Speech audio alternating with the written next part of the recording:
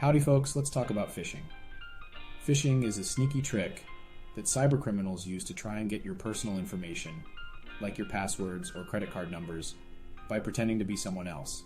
It's a form of social engineering, where attackers deceive people into revealing sensitive information or installing malware like ransomware.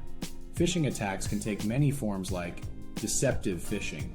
It's the most common type of phishing attack, where attackers send emails that appear to be from a legitimate source, such as a bank, school, or social media site, and ask for personal information.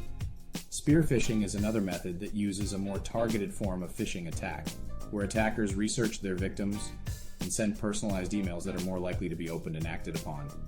Whaling is a spear phishing attack that targets high-level executives or other important individuals within an organization. Vishing is a phishing attack happens over phone calls instead of emails to trick victims into giving up personal information.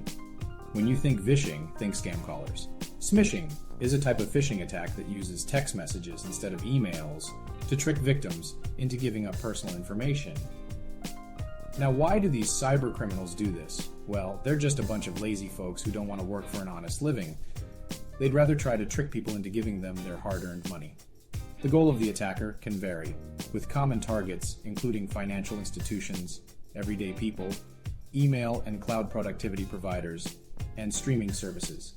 Recent RSA's Q3 fraud report shows a 70% rise in phishing attack volume, making phishing the #1 attack method for financial fraud attacks. This increase highlights the importance of being vigilant and taking steps to protect yourself from these attacks. But don't you worry, there are ways to protect yourself from these sneaky attacks.